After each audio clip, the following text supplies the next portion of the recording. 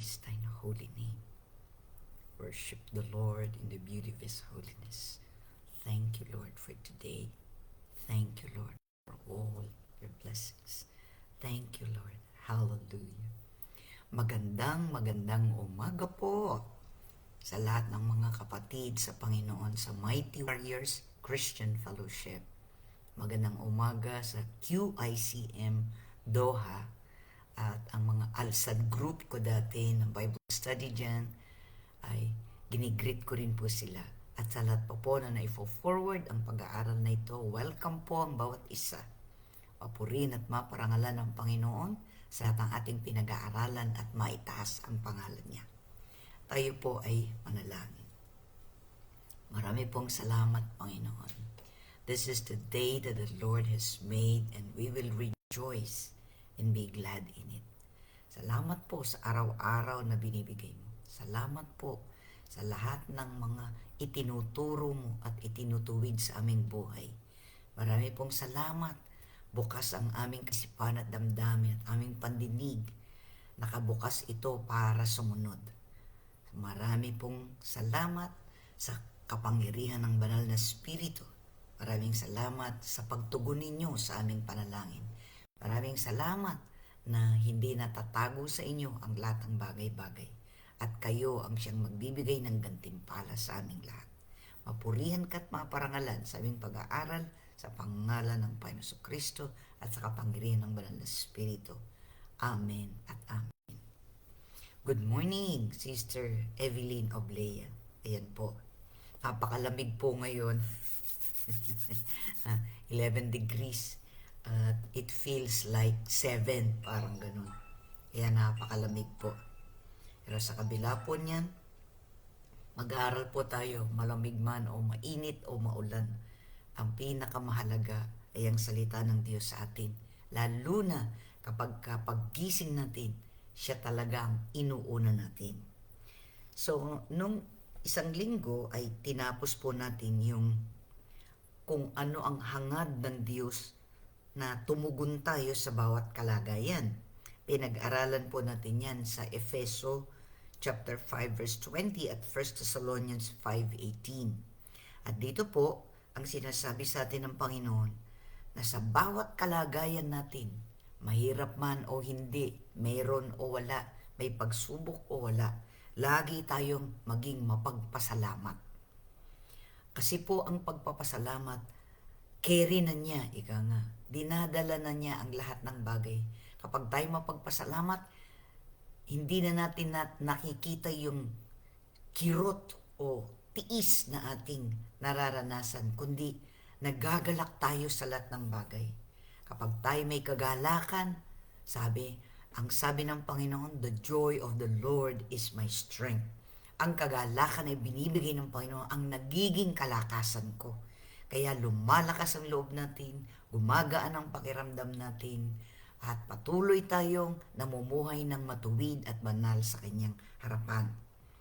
Iyaon ang ibig ng Diyos. Imbes na tayo laging may sinasabing negatibo sa ating bibig, magsabi tayo ng mga bagay na positibo na gusto natin na makita at mapangyari. So, ngayon po, tignan po natin ang patotoo ni Apostol Pablo. Dito po sa Philippians chapter 1 verse 12 to 21. Basahin po natin. Philippians chapter 1 verse 12 to 21. Ito po ang sinabi po ni Apostol Pablo kung ano ang kanyang naranasan. Ipinapatotoo niya sa atin hanggang sa panahon ngayon. Basahin po natin Philippians chapter 1 verses 12 to 21. Ibig kong malaman ninyo, mga kapatid, na ang nangyari sa akin ay nakatulong ng malaki sa ikalalaganap ng mabuting balita. Nalaman ng mga bantay sa palasyo at iba pang narito na ako'y nabilanggo dahil sa pagiging tagasunod ni Kristo. At ang karamihan sa mga kapatid ay lalong tumibay sa kanilang pananalig sa Panginoon. Hindi lamang iyon, lalo pang lumakas ang kanilang loob na ipangaral ang salita. Totoo ngang ipinangangaral si Kristo ng ilan dahil sa inggit at pakikipagtalo. Ngunit ang iba na may nangangaral na may tapat na hangarin. Ipinapangaral nila si Kristo dahil sa pag-ibig, sapagkat alam nilang ako'y nabilanggo dahil sa pagtatanggol sa mabuting balita. Ang iba'y nangangaral ng di tapat sa kalooban, kundi sa udyok ng masamang hangarin, sapagkat hangad nilang pasakitan ako samantalang nabibilanggo. Ngunit walang anuman sa akin, ang lahat ng iyon, ikinagagalak ko pa nga ang mga pangyayari. Ang mahalagay na ipapangaral si Kristo kahit sa anong paraan, tapat man o hindi ang hangarin ng nangangaral. Ang isa pang ikinagagalak ay ang pag-asa na balang araw muli akong makalalaya sa tulong ng Espiritu ni Hesukristo at ng inyong panalangin. Ang aking pinakananais at inaasahan ay huwag akong magkulang sa aking tungkulin, kundi magkaroon ako ng lakas ng loob sa lahat ng panahon upang sa mabuhay man o mamatay, mabigyan ko ng karangalan si Kristo. Sapagkat para sa akin si Kristo ang buhay, at dahil dito'y pakinabang ang kamatayan. Ito po. So, mababasa po natin dito ang laki ng pagtitiis talaga ni Apostol Pablo, lalo na siya ay isang mangangaral at siya ay pinahayo ng Panginoon. Siya ay pinili na maging apostol, pinili na humayo sa mga hentil, sa mga lugar na masasabi nating very dangerous, na ipinangaral niya ang salita ng Diyos ng buong tapang, ng walang pagkukunwari, ng katotohanan at katapatan sang-ayon sa panawagan ng Panginoon sa kanya. Hindi niya ikinaila ang mga pagtitiis niya dahil sa Ebanghelyo. Kaya nga po, ang unang-unang hangarin ni Apostol Pablo, makikita natin dito na kung ano ang ibinigay sa kanya ng Panginoon at ipinagkatiwala ay gawin niya ito, gampanan niya ito ng buong kakayanan. Kahit na nagtiis siya ng ganito, alam niya ang mga bagay na yan, sinabi na sa kanya ng Banal na Espiritu, pero hindi siya umurong, sumulong siya. Ibig sabihin, paharap, hinarap niya ang lahat ng bagay. Kaya, sinasabi niya, si Kristo ang kanyang buhay. Ang mamatay pa nga ay pakinabang. Sino po ba sa atin ang makapagsasabi ng ganyan? For me to live is Christ and to die is gain. Sabi niya, para sa akin. So, ito ang kanyang patotoo. Kaya nga, tignan po natin. Ano ang mga bagay na tiniis niya? Ito nga, sabi po ng salita ng Diyos, nabilanggo siya dahil sa pagiging tagasunod ni Kristo.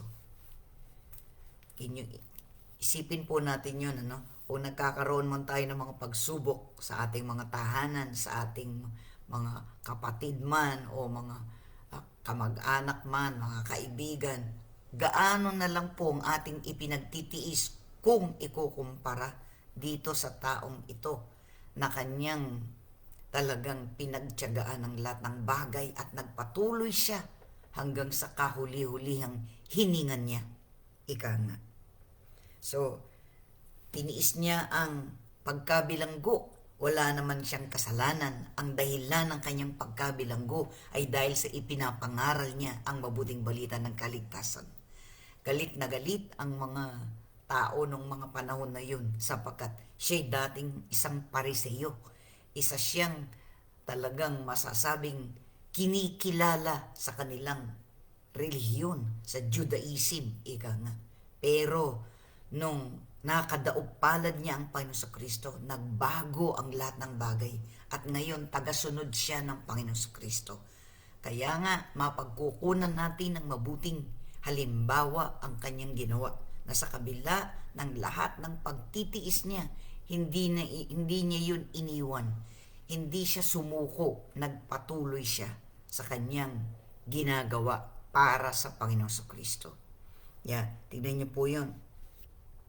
Ang sabi po doon, kung babasahin po natin uli yung verse 12, Philippians chapter 1 verse 12, ibig kong malaman ninyo mga kapatid na ang nangyari sa akin ay nakatulong ng malaki sa ikalalaganap ng mabuting balita. Tingnan niyo po, ang kanyang pagkabilanggo ay nakatulong ng pagpapahayag ng mabuting balita. At hindi lang po yun.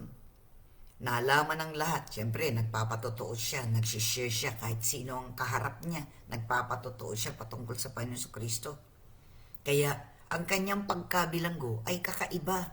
Wala siyang kasalanang ginawa laban sa tao, kundi ang iniisip lang ng mga tao na siya'y kumakalaban sa kanila dahil sa pananampalataya. Subalit, ang sabi niya na alam ng iba na siya'y nabilanggo. Karamihan sa mga kapatid, yun po ang sabi niya sa verse 14, lalong tumibay sa kanilang pananalig sa Panginoon. Lalo pang lumakas ang kanilang loob na ipangaral ang salita. Yun po ang nagiging bunga. Yung totoong pagtitiis na itinakda ng Diyos ay merong magandang bungang nangyayari. Merong mga magandang bagay na ginagawa ang Panginoon sa kabila ng pagtitiis ng isang bagay, pero sa karamihan ay mas nagiging mabuti yon. Kaya lumakas ang loob ng mga tao na ipangaral. Lahat ng mga nakakilala, lahat ng mga kilala ng personal, si Apostol Pablo, imbes na panghinaan ng loob, lumakas ang loob nila. At kahit na siya ay pinipersecute, ito po yung sukdulan sa lahat. Blessed are you when you are persecuted for my sake, sabi ng Panginoon. Kung tayo ay sinasabihan ng iba't ibang mga bagay dahil tunay tayong tagasunod sa ating Panginoon Kristo, hindi tayo nanlulumo, hindi tayo nagmamaktol, o umuurong, tayo ay nagpapatuloy sapagkat nagkakaroon ng bunga ang ating mga pagtitiyaga, ang ating mga pagtitiis para sa kapakanan ng kaharian ng Diyos. Tingnan niyo po, nakatulong pa ito upang maihayag ang mabuting balita. Yun po ang nais ng Diyos. Kapag po something good, merong bagay na maganda na nangyayari, ibig sabihin, itinakda ng Diyos yun. Para sa ganun, higit pang mas marami ang maabot ng mabuting balita ng kaligtasan. So, ang kinalabasan ng kanyang pagpapakasakit ay lalong lumaganap ang mabuting balita. Ito po ang katotohanan. Kailangan po, sabi nga, ang ating kaisipan ay makalangit, makakaharian ng Diyos. Hindi yung mga bagay na nakikita natin dito sa lupa. Hindi yung mga bagay na napapansin natin, naririnig natin na sinasabi nito, sinasabi nun, ginagawa nito, ginagawa nun. Kailangan nakatuon ang ating paningin sa ating Diyos. Ang kanyang kaharian, mas mataas sa lahat ang kaharian dito. Kung iniisip natin na naghahari na ang marami at sila ang napangyayari dito sa lupa, alalahanin natin mas ang ating Diyos na siyang lumalang ng lahat ng bagay, ang nakakaalam ng lahat ng bagay, ang tumutugon at nakakakitang lahat ng bagay. Siya ang ating pinasasalamatan, pinararangalan, dinadakila, pinupuri, sinasamba sa ating buhay. So look up.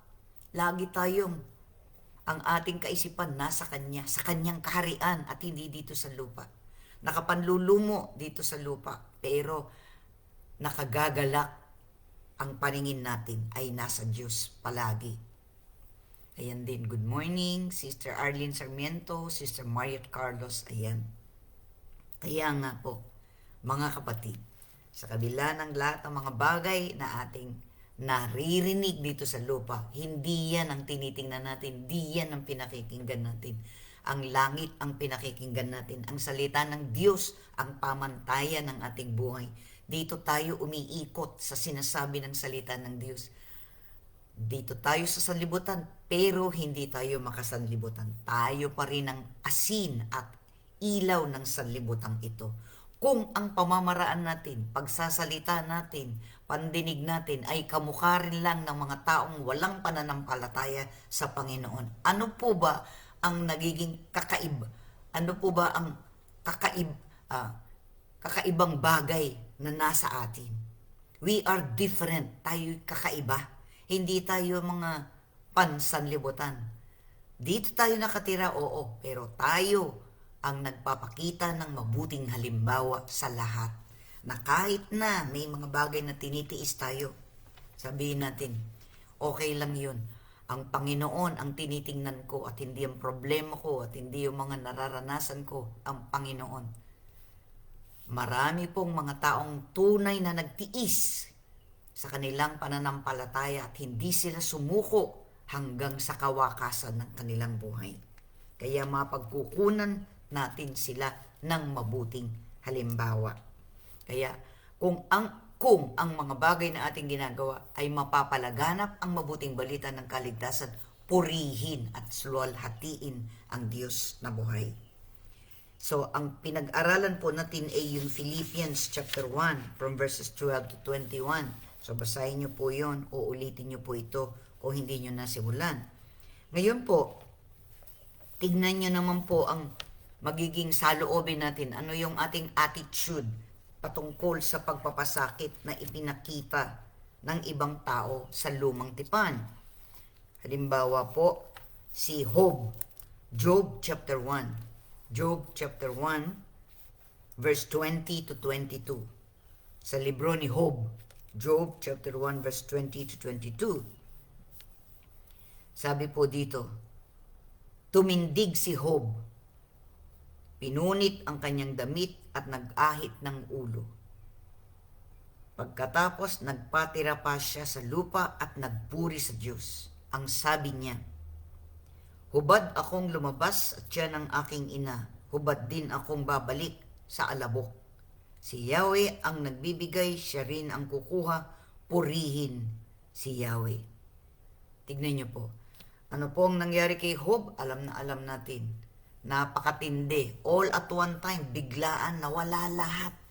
Ari-arian niya, mga anak niya, lahat ng bagay na importante nawala. Pero kahit na yun ay importante sa kanya at na-enjoy niya sapagkat siya ay taong mayaman, taong ma-impluwensya, at pero taong matuwid. Matuwid siya sa kabila ng lahat ng yun. Hindi siya nagiging kamukha ng mga maraming mayayaman ngayon that they take advantage kaya sila yumaman. Si Job ay hindi.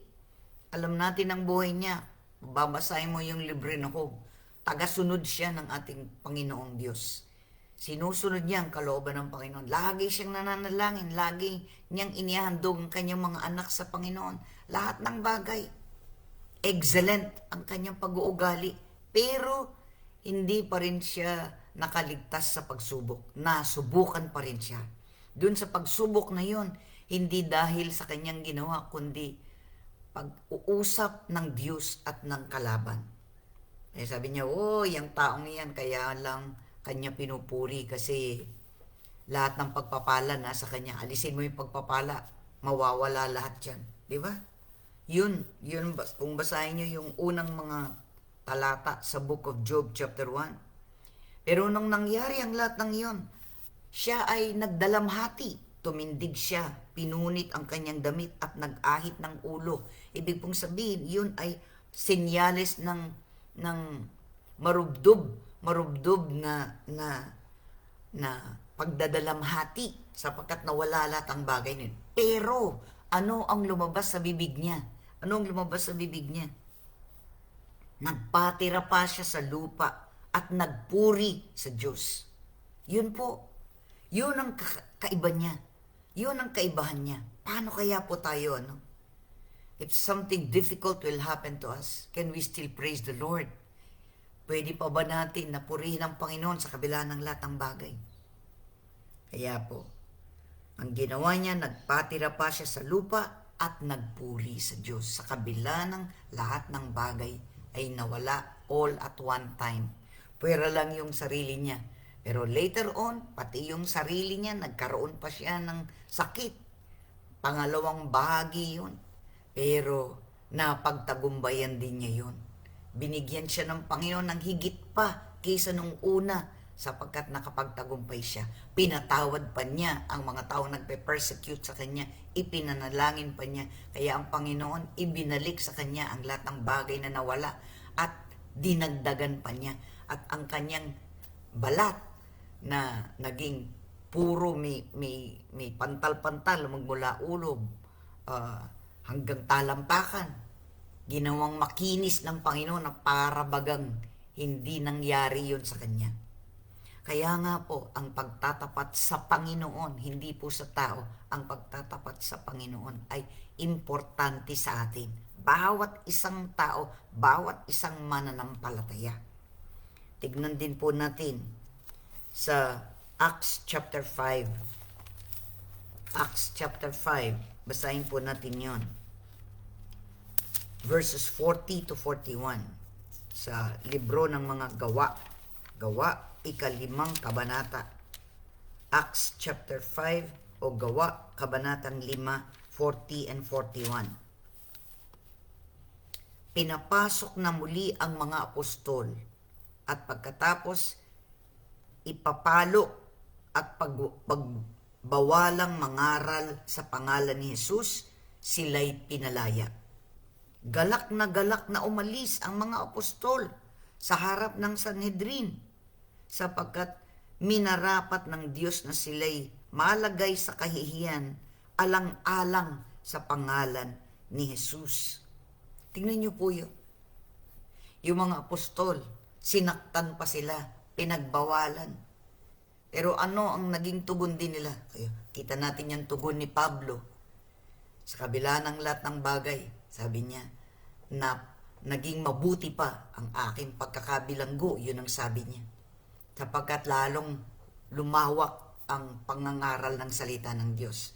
Bagamat merong mga nangaral noon na para pahiya si Apostol Pablo, nangaral sila. Pero sabi ni Pablo, kahit na ano pa ang dahilan, whether maganda o hindi ang dahilan ng kanilang pangangaral, okay lang, ang mahalaga, maipangaral ang salita ng Diyos. I'm not there physically, sabi niya, pero silang naroroon. Let them do it, sabi niya. Pero siya, kahit na nakabilanggo, hindi pa rin siya tumigil. Kahit sino, pinatutotohanan niya. Mga taong lumalapit sa kanya. So, sa loob ng mga panahon na iyon na siya ay nasa bilangguan, hindi siya tumigil ng pagpapahayag ng salita ng Diyos. So, yun ang una. Tapos, si Job, kahit sa kabila ng personal niyang naranasan, siya'y taong mayaman pero matuwid sa harapan ng Diyos. Nawala lahat ang mga bagay na yan. At ang mga kaibigan pa niya na matalik, yun pa ang mga nag-persecute pang lalo sa kanya. Sabi niya, kaya nangyari sa yun kasi may ginawa kang masama. Pero pinagdiinan ni Job, hindi, sabi niya. Naging tapat ako sa Panginoon. Pero finally, ang Panginoon nagsalita na at syempre, naipakita rin ang katotohanan sa buong puso ni Job. Hindi rin siya perpekto, hindi rin siya ganap. Kaya humingi rin siya ng kapatawaran sa Panginoon. Pero napakaganda ng naging bunga ng kanyang karanasan. Lalo niyang naranasan na ang Diyos ay Diyos na mabuti. Personal niyang naranasan yun. At pinatutotohanan sa kanyang libro, yung Book of Job. Ngayon naman, ang mga apostol, eto, sila ay, Acts chapter 5, yung binasa natin na verses 40 and 41. Ipapalo, they were flogged, sinaktan sila, at pinagbangwalang mangaral. Pero, pinalaya pa rin. Ano ang naging tugon nila? Galak na umalis ang mga apostol sa harap ng Sanhedrin sapagkat minarapat ng Diyos na sila'y malagay sa kahihiyan alang-alang sa pangalan ni Jesucristo. Kaya ang mga hangarin ng Diyos ay alang-alang sa pangalan ng Panginoon Kristo. Merong dahilan ang mga bagay na ating nangyayari sa ating buhay. Ito pa, si Esteban, Acts chapter 7. Acts chapter 7 verses 59 and 60. Sa Gawa, ikapitong kabanata. Nakalagay po doon, verse 59. At pinagbabato nila si Esteban na nananalangin naman ng ganito, Panginoong Jesus, tanggapin mo ang aking espiritu. Lumuhod si Esteban at sumigaw ng malakas. Panginoon, wag mo na po silang panagutin sa kasalanang ito. So ibig sabihin, si Esteban ay isang puspos ng espiritu na isa sa mga tagasunod ng mga panahong iyon, tagasunod ng ating Panginoon Kristo. At makikita natin na pinersecute siya ng todo. Siya ay binato hanggang mamatay. Pero imbes na siya ay gumanti sa kanila, ang sabi niya, Panginoon, patawarin mo sila sa kanilang ginawa. Kaya napaka-ganda po ng mga patotoo ng mga taong ito. Sukdulan, ika nga. Kaya nga kung iniisip natin kung yung ating mga pagsubok ay sukdulan na, mas maraming mga tao na nagtiyaga at nagtiis ng sobra-sobra para sa Panginoong Kristo. Kaya nga ang encouragement sa atin, huwag tayong titigil. Sa imbes na magalit si Esteban sa mga ginawa sa kanya, siya'y nanalangin. Ganun din po, Romans chapter 8, verse 18. Romans chapter 8, verse 18. Romans chapter 8, verse 18. Ito po ang nakalagay. Sa ganang akin, ang mga pagtitiis sa kasalukuyan ay hindi maihahambing sa ihahayag na kaluwalhatian sa atin. Yan po ang sabi ni Apostol Pablo. Sabi niya, kung anumang mga pagtitiis dito, hindi maikukumpara sa mga biyaya at pagpapala na ibibigay sa atin ng Panginoon bilang gantimpala ng ating pagtsatsaga at pagtitiis dito sa mundong ito. Kaya kung meron man tayong tiisin, meron mga tayong mga persecution, o meron mga tayong nararanasan na tayo ay ginagamit ng Panginoon para sa ikalalawak ng kanyang mga salita, gawin pa rin natin yon ng buong kakayanan. Hindi para sa tao, kundi para sa Panginoon. Nakikita niya, nalalaman niya, alam niya ang nilalaman ng ating puso at damdamin. Hindi natin ito maitatago sa Kanya. Kaya nga mas mabuti na maging magaan sa ating puso ang mga bagay na ating nararanasan. Sapagkat yung mga problema natin, meron tayong magiging tugon kung anong gagawin natin. Ito ba ay magiging tagumpay o magiging pagkatalo? Ang ating pong panalangin, maging tagumpay tayo at hindi tayo maging talunan sa kabila ng mga pagsubok natin. Kaya ang encouragement sa atin ng Scripture, I can do all things through Christ. Magagawa kong lahat ng bagay sa pamamagitan ni Kristo Jesus. I can do all things through Christ who strengthens me. Siya ang nagpapalakas sa atin. Magagawa natin. Amen po ba? Tayo manalangin. Lord, marami pong salamat na kayo ay Diyos na mabuti. Marami pong salamat. Pinaaalalahanan ninyo kami sa iyong mga salita. Na konti lamang ang aming narararasang ito kumpara sa mga tao na nauna na sa amin at lalo na nakatala sa Biblia mismo kung ano ang kanilang naging pagtitiis bilang mga tunay na tagasunod mo. Mula sa lumang tipan hanggang bagong tipan, ang mga taong ito ay nagbigay ng encouragement sa amin. Nagbibigay sa amin ng lakas ng loob, tapang at tiyaga, magtiis at magpuri, magpasalamat sa iyo sa kabila ng mga bagay nito. Maraming pong salamat, Panginoon. Tagumpay kami, sinabi mo na we are more than conquerors in Christ Jesus. Mapurihan ka at maparangalan sa bawat buhay namin, sa bawat pamilya namin, sa bawat mga anak o mga apo na namin. Kung ano man ang aming dalahin ngayon, ipagkaloob namin at ipagkatiwala sa iyo at magpatuloy lang kami at huwag titigil sa aming pananampalataya sapagkat kayo ay Diyos na tapat at mas higit ang mga biyaya at pagpapalang tatanggapin namin kapag kami ay nagpatuloy at hindi tumigil at hindi umurong sa lahat ng bagay na pagsubok dito sa lupa.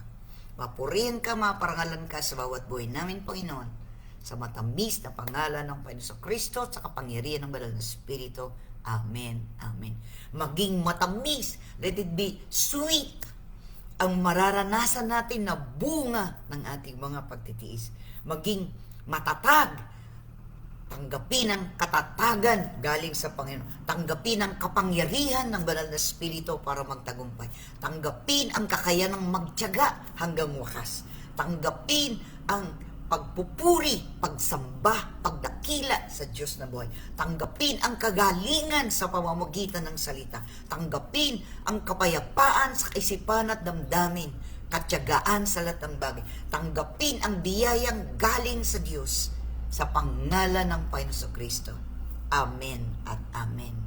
Maraming pong salamat. Nandiyan din si Sister Lenlen Manansala Dulo. Ayan, maraming pong salamat sa inyo at alam ko po, yung hindi man po nakagising ng maaga sa ating bayan, okay lang po yun. Ang mahalaga po, magpatuloy tayo sa Panginoon. God bless. Pagkita-kita po tayo muli bukas. Bye-bye for now. Smile. Jesus loves you.